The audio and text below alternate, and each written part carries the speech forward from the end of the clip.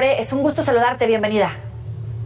Muchas gracias, Joely. Al contrario, gracias por la invitación. Oye, ya vemos los estados con incrementos de casos positivos, no así el número de hospitalizaciones y fallecimientos.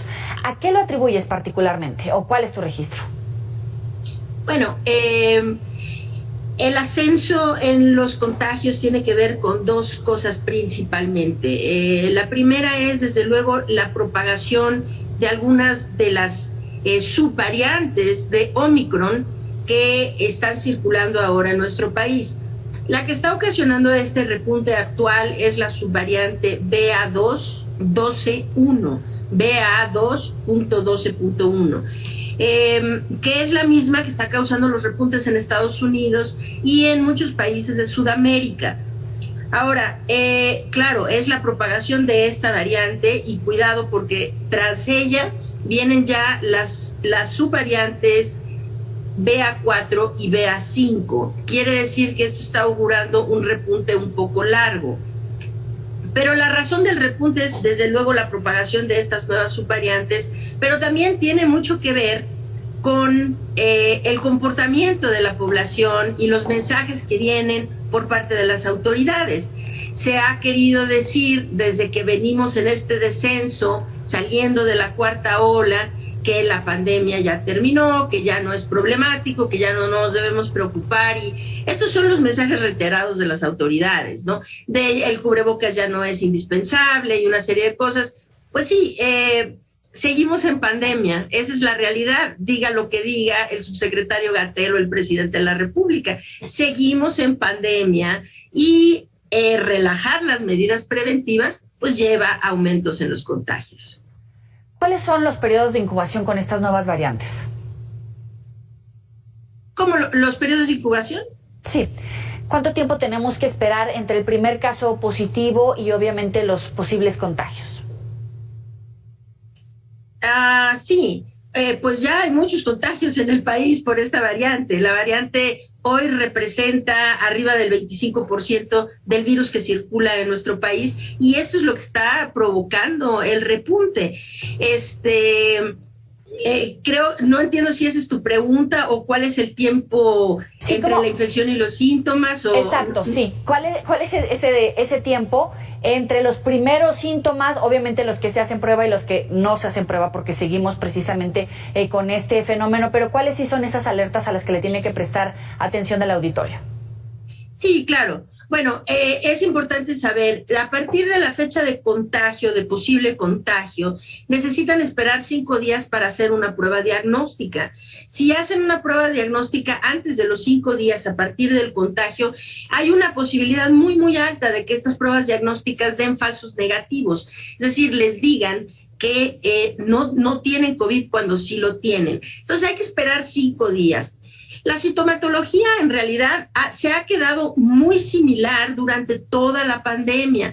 Se quiso hacer una retórica medio rara cuando entró la variante Omicron de decir que ahora los síntomas eran distintos. En realidad los síntomas siguen siendo los síntomas que hemos visto siempre, que son pues el dolor de garganta, el escurrimiento nasal o congestión nasal, el dolor de cabeza, el cansancio, la pérdida del gusto, del olfato, en muchas instancias trastornos gastrointestinales, dolor articular. Esos síntomas siguen siendo los mismos y aparecen alrededor de unos 4 o 5 días después del contagio. Es cuando los síntomas aparecen y el tiempo de la infección puede ir de entre aproximadamente unos 8 o 10 días hasta 14 días o más, dependiendo del estatus de vacunación de cada persona y de sus padecimientos previos.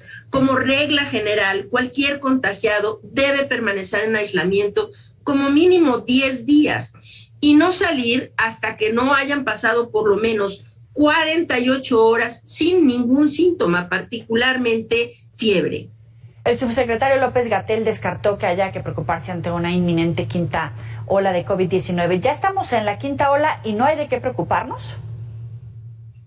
Pues sí, estamos en la quinta ola y sí hay de qué preocuparse. Preocuparse no significa que necesitamos tener pánico, ni miedo, ni paranoia, ¿verdad?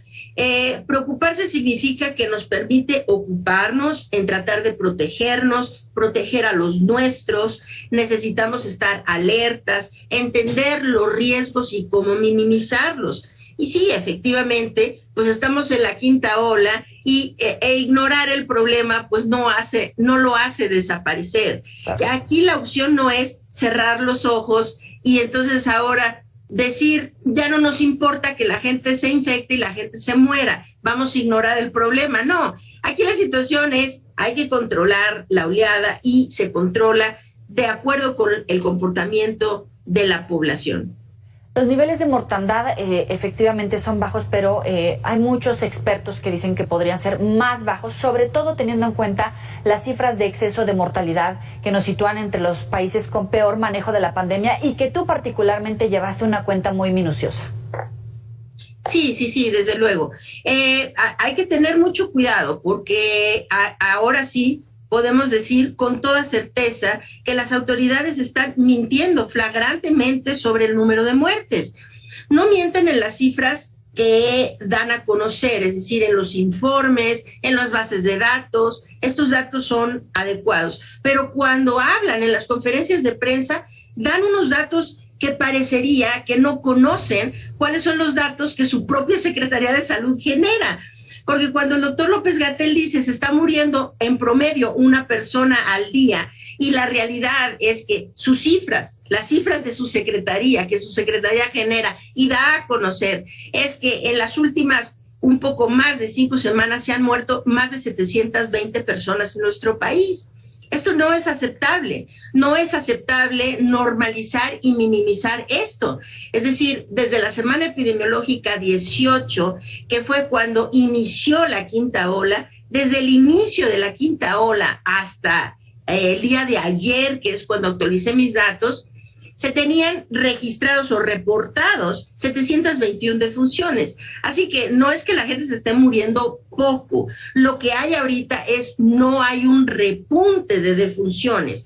Se ha seguido muriendo demasiada gente y se ha permanecido de esta forma. Ahora, no han comenzado todavía a repuntar las defunciones. Esto es cierto, pero los niveles de muerte que estamos observando en nuestro país hoy por hoy no son aceptables. Finalmente, la vacunación para menores. La vacunación para menores es una catástrofe, ¿no? Bueno, se abrió la vacunación para el grupo de 12 a 14 años, que había sido un grupo que arbitrariamente el gobierno se negaba a vacunar, ¿no?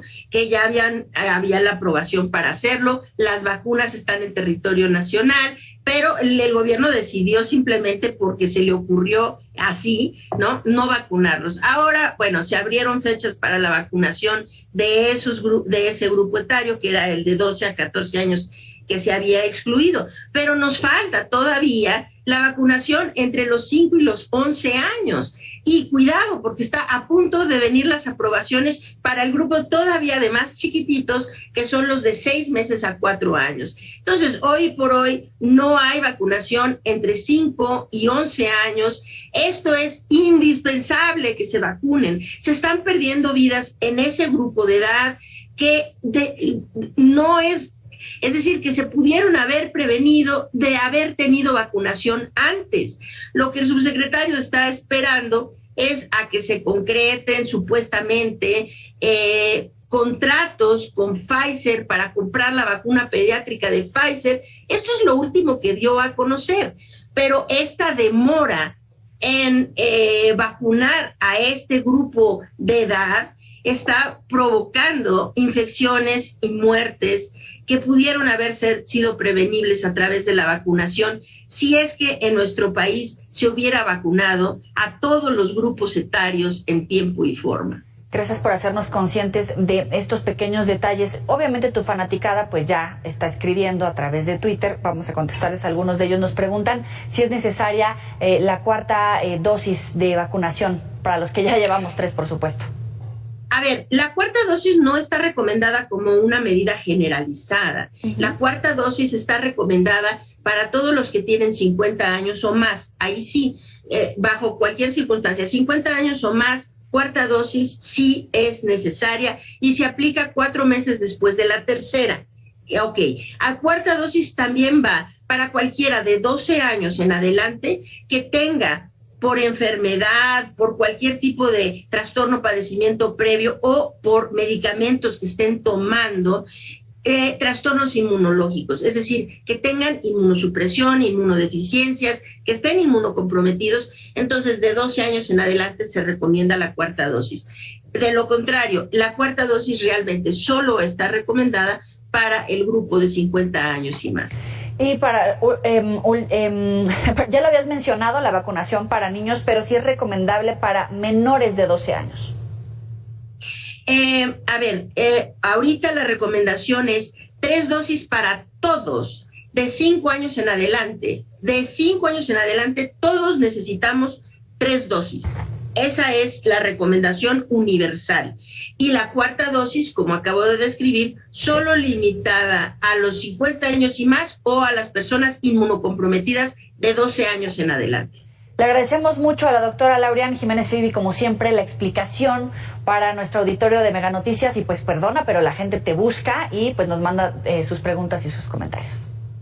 Ay, con muchísimo gusto, de verdad. Muy buenas noches, Yueli, y gracias por la invitación. Igualmente, muy buena noche para ti. Ya saben que pueden recuperar esta entrevista en nuestras redes sociales, por supuesto en los próximos espacios informativos.